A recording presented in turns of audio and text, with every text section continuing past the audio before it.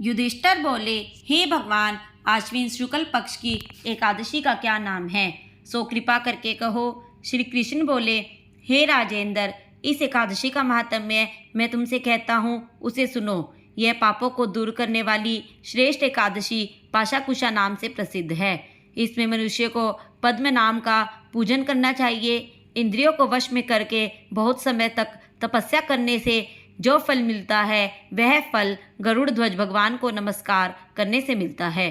अज्ञान से बहुत पाप करने पर भी मनुष्य पापनाशक भगवान को नमस्कार करके घोर नरक को नहीं जाते। पृथ्वी पर जितने तीर्थ और पवित्र स्थान हैं, उनका फल भगवान के नाम के कीर्तन से मिल जाता है। जो शार्ंग धनुषधारी जनार्दन की शरण को प्राप्त हो गई हैं, वे मनुष्य कभी यमलोक को नहीं जाते। जो मनुष्य प्रसंगवश एक एकादशी का भी व्रत कर लेता है, वह कठिन पाप करके भी यमलोक को नहीं जाता। हजारों अश्वमेघ यज्ञ और सैकड़ों राजसूय यज्ञ करने का फल इस एकादशी के उपवास के 16वें भाग के बराबर भी नहीं है। हे मनुजाघिप, जब तक मनुष्य पद्म नाम की एकादशी का उपवास नहीं करता, तब तक उसके शरीर में पाप रहते हैं। हे राजन, किसी बहाने से भी जिसने एकादशी कर ली तो वह यमराज को नहीं देखता। यह एकादशी स्वर्ग, मोक्ष, आरोग्य, सुंदर स्त्री और धन देने वाली है। एकादशी के समान पवित्र गंगा, गया, काशी, पुष्कर और कुरुक्षेत्र आदि तीर्थ भी नहीं हैं। एकादशी का उपवास करके रात्रि में जागरण करके बिना परिश्रम विष्णु पद को प्राप्त हो जाता है। हे राजेंद्र, इसका उपवास करने से मनुष्य 10 पीढ़ी माता की, 10 पीढ़ी पितृकुल की, 10 पीढ़ी स्त्री के कुल का उद्धार कर देता है। वे मनुष्य दिव्य शरीर और 4 भुजा धारण करके माला और पीताम्बर पहनकर गरुड़ पर बैठकर स्वर्ग को जाते हैं। हे निरुपोत्तम, बालकपन, बुढ़ापा अथवा युवावस्था में इसका व्रत करके पापी आदमी भी दुर्गति को प्राप्त नहीं होता। आश्विन शुक्ल पक्ष में पाशाकुशा का उपवास करके मनुष्य सब पापों से छूटकर विष्णु लोक को जाता है। ऐसा करने से सब रोगों से छूटकर सुंदर, रूपवान, बुद्धिमान, भाग्यशाली, सुरीले कंठ वाला पंडित होता है। वह स्वर्ग लोक में जाकर गंधर्व होता है। तांबूल ब्रह्मा, विष्णु और शिव का रूप है। इसके दान करने से लक्ष्मी होती है। सुपारी में ब्रह्मा, पान के पत्ते में विष्णु निवास करते हैं। चूने में साक्षात शिवजी जी रहते हैं। इसके दान से ब्रह्मादि देवता मुझको पूर्ण लक्ष्मी दे और मेरे भाग्य में संपत्ति बढ़े, ऐसी प्रार्थना करें। महादेव पार्वती के निमित्त में नित्य सपत्नीक ब्राह्मण को पूजा करके शक्ति के अनुसार पार्वती के पति मेरे पर प्रसन्न हो, ऐसा कहकर दक्षिणा सहित स्वर्ण का दान करे। बुद्धिमान मनुष्य अध्यापन के लिए शिवजी जी की प्रतिमा स्वर्ण की बनवाए। गौ और बैल को पंचोपचार से पूजा करके जो मिष्ठान भोजन कराए, उसे व्रत के प्रभाव से सुंदर भाग्य, पूर्ण आयु, संतान, अत्रिय संपत्ति और सुंदर यश होता है। यहाँ सब सुखों को भोग कर अंत समय में शिवपुर को जाता है।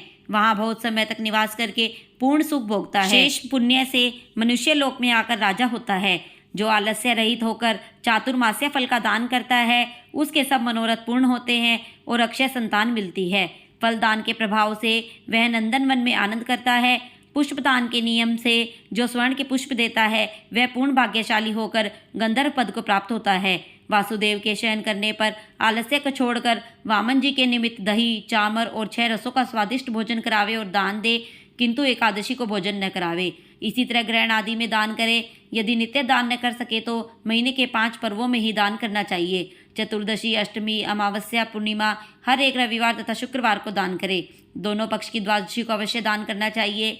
इस नियम की समाप्ति में शक्ति के अनुसार भूमि, गो अथवा वस्त्र, स्वर्ण और खड़ाऊ का दान देना चाहिए। छतरी, पदयात्रा और वस्त्र का दान सबसे श्रेष्ठ है। ब्राह्मण भोजन का, भूमि का और सब दान करे। पहले शिवजी जी के उपदेश से कुबेर, जनहू, गौतम और इंद्र ने भी इस व्रत को धारण किया है। इस व्रत को धारण करने से अक्षय, अन्न, और धन की प्राप्ति होती है। पुष्ट शरीर और पूर्ण आयु होती है और शत्रु का नाश होता है। भगवान का दृढ़ भक्त होकर बैकुंठ को जाता है। आरोग्य, अखंड सुख, रूप और धन मिलता है। उसकी स्त्री बंधना नहीं होती। यह व्रत अनंत फल देने वाला है। व्रत की समाप्ति में 2 गौं के दान करके ब्राह्मण को भोजन करा के सब पापों से शुद्ध होकर सनातन ब्रह्म को प्राप्त होता है।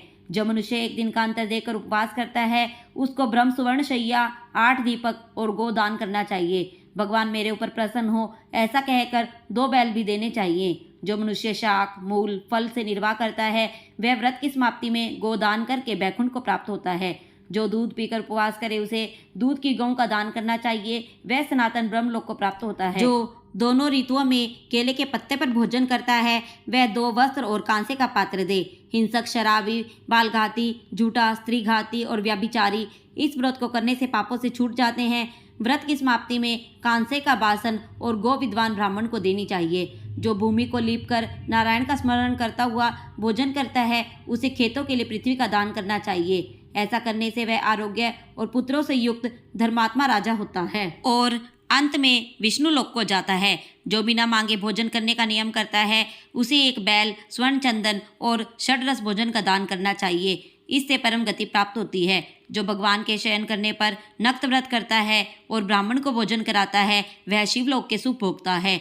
जो एक बार हल्का भोजन करने का नियम करके भगवान का पूजन करता है वह स्वर्ग को जाता है। नियम की समाप्ति में ब्राह्मण भोजन कराकर यथाशक्ति दक्षिणा देनी चाहिए। जो मनुष्य धरती पर सोता है उसको सामग्री समेत शैया देनी चाहिए। जो आषाढ़ से लेकर 4 महीने तक नख नहीं कटवाता वह आरोग्य और पुत्र से युक्त धर्मात्मा राजा होता है। जो शिव जी और पार्वती जी को प्रसन्न करने के लिए खीर, नमक, शहद, घी और फल को छोड़ता है वह शिव जी के व्रत के सेवन करने से रुद्र लोक को जाता है। जो जौ और चावल खाता है वह पुत्र पौत्र आदि सहित शिवलोक में आनंद पाता है। भगवान का भक्त तेल लगाना छोड़कर जो वर्षा ऋतु में भगवान की पूजा करे तो वह वैष्णवों की गति को प्राप्त होता है। हे नृपोत्तम, गरीब मनुष्य को भी शक्ति के अनुसार स्नान, दान आदि क्रिया करके सदाचार से रहकर अपना समय व्यतीत करना चाहिए। तालाब, बगीचा, मंदिर, यज्ञ आदि शुभ कर्म करने वाले धीर पुरुष यमलोक दुख को नहीं देखते। ऐसे पुण्य करने वाले मनुष्य संसार में दीर्घायु, धनाढ्य, कुलीन और निरोगी दिखाई देते हैं। फलाहार, इस दिन सवा मलिया भुनयन का सागार होता है। साल भर की 26 एकादशियों के नाम: उत्पन्ना एकादशी, मोक्षदा एकादशी, सफला एकादशी, पुत्रदा एकादशी, षटतिला एकादशी, जया एकादशी, विजया एकादशी, आमलकी एकादशी, पापमोचनी एकादशी, कामदा एकादशी, बरुथनी एकादशी, मोहनी एकादशी, अपरा एकादशी, निर्जला एकादशी, योगिनी एकादशी, पद्मा एकादशी, कामदा एकादशी, पुत्रदा एकादशी, अजा एकादशी, वामन एकादशी, इंदिरा एकादशी, पाशाकुशा एकादशी, रमा एकादशी, प्रबोधनी एकादशी, परमा एकादशी, पद्मनी एकादशी।